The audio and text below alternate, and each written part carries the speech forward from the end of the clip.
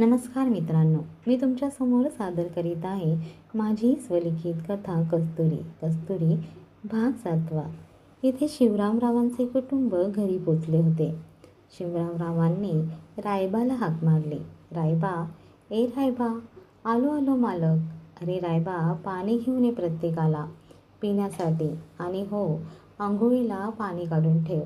सखूला सांग जेवण तयार करून ठेवायला. अंघोळ झाल्यावर जेवून झोपतील सर्वजण. प्रवासाचा थकवा जाणवत आहे. जी मालक, आत्ता सांगतो. सुहास तसा तावातावाने आपल्या खोलीत निघून गेला. आता पुढे सुहास असं तावातावाने निघून जाणं शिवरामरावांना अजिबात आवडलं नव्हतं. पार्वतीबाई, जाऊन बघा तुमच्या लेकाला काय झालं आहे ते, नाहीतर बोलाल माझ्या लेकावरती तुमचं लक्षच नाही आहे.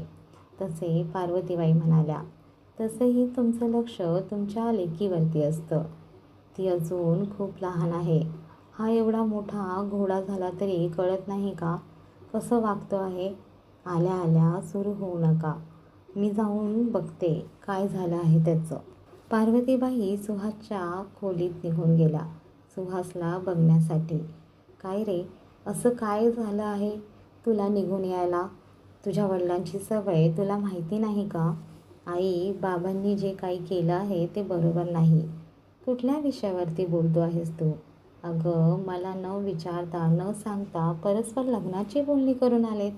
का रे, तुला कस्तुरी आवडली नाही का?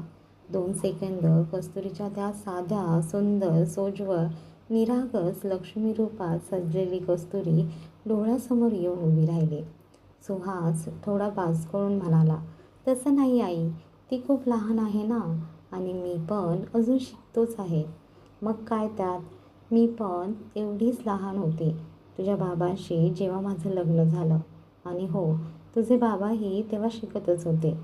पण आई, या गोष्टी आपण नंतर बोलूया. आधी अंघोळ करून ये लवकर जेवायला. हो, येतो, सुहास थोडा चिडत म्हणाला. पार्वतीबाई स्वयंपाकघरात गेल्या. जेवणाची पानं वाढण्यासाठी घेतली.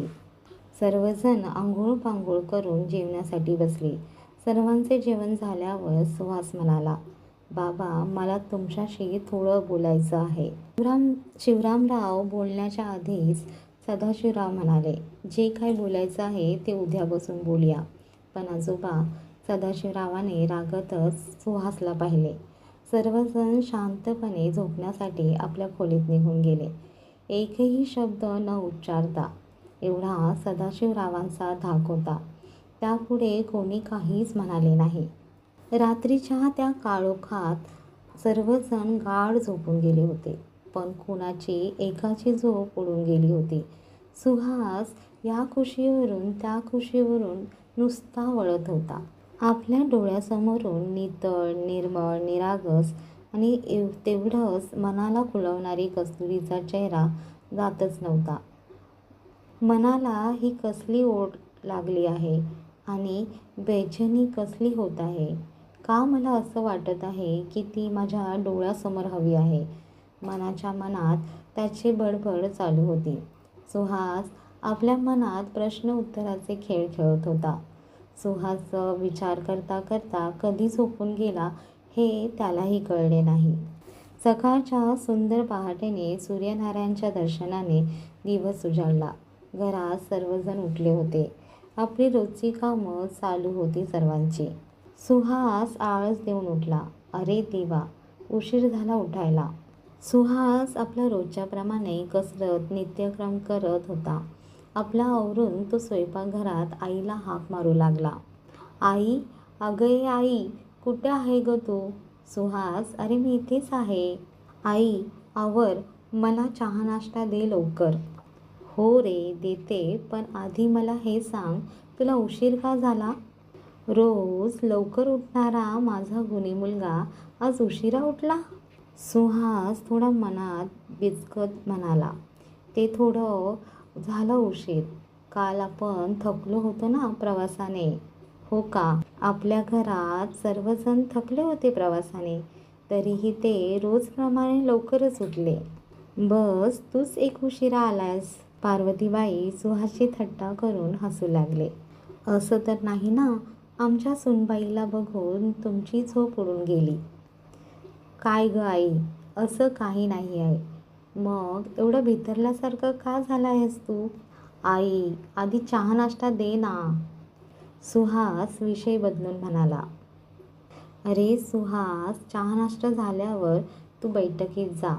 आजोबा, बाबा सर्वजण बैठकीत तुझी वाट बघत आहेत. हो आई, जातो. चहा नाश्ता झाल्यावर सुहास बैठकीच्या खोलीत निघून गेला. तिथे सर्वजण सुहासची वाट बघत होते. या या चिरंजीव, असे समोर या, शिवरामराव म्हणाले. मग काय बोलायचं होतं तुम्हाला? आत्ता बोला. सर्व वडीलधाऱ्यांसमोर सुहास मान खाली घालून उभा होता. ते आजोबा, मला आत्ता लग्न नाही करायचं आहे. का? आत्ता का नाही करायचं आहे? आजोबा म्हणाले. आजोबा, अजून मी शिकत आहे. जी मुलगी तुम्ही माझ्यासाठी पाहिली तीही खूप लहान आहे. तुम्हाला काय म्हणायचं आहे चिरंजीव? समाजाच्या चालीरीती आणि परंपरा आम्ही मोडावी असे तुम्ही म्हणता. तू शिकतो आणि तीही लहान आहे असे तर आम्हीही या परंपरांचे पालन केले आहे आणि तुलाही तसंच करावं लागेल. आम्हाला सर्वांना ती मुलगी खूप आवडली आहे आणि आपल्या घराण्याला ती शोभणारी आहे आणि तुझ्या वडिलांच्या बघण्यातली माणसं आहेत. त्यामुळे आम्ही खूप निश्चिंत आहोत. शिवरामरावांनी तुमच्यासाठी जो निर्णय घेतला आहे तो योग्यच आहे. मुलीकडून होकार आला तर शिवरामने म्हणल्याप्रमाणे एका आठवड्यात तुमच्या लग्नाची सुपारी फोडली जाईल. पण आजोबा, पण बिन काही नाही, हा निर्णय योग्यच आहे. सदाशिवराव बोलून तिथून निघून गेले. घरच्या वडीलधाऱ्या व्यक्तीने निर्णय ठोठावला. त्यात कोणालाही हस्तक्षेप करण्याची हिंमत नव्हती. प्रत्येकजण आपापल्या कामाला लागले. इथे दिनकररावांच्या घरी उगवणारा दिवस हा कस्तुरीसाठी त्याच्या आयुष्याच्या वेगळ्या वळणाची सुरुवात करणारा होता. अगं कस्तुरी, उठ लवकर, सकाळचे 5 वाजले आहेत. अजून तू झोपलीच आहे?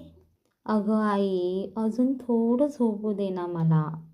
नाही ना कस्तुरी, सासूबाईंनी बजावून सांगितलेले आहे. तुला हळूहळू सर्व कामाची सवय लागायला हवी. म्हणून आत्तापासूनच सुरुवात करायची आहे. हा भाग इथेच संपला. भेटूया पुढच्या भागाला. हा भाग आवडला असल्यास लाईक, सबस्क्राईब आणि कमेंट करायला विसरू नका. धन्यवाद.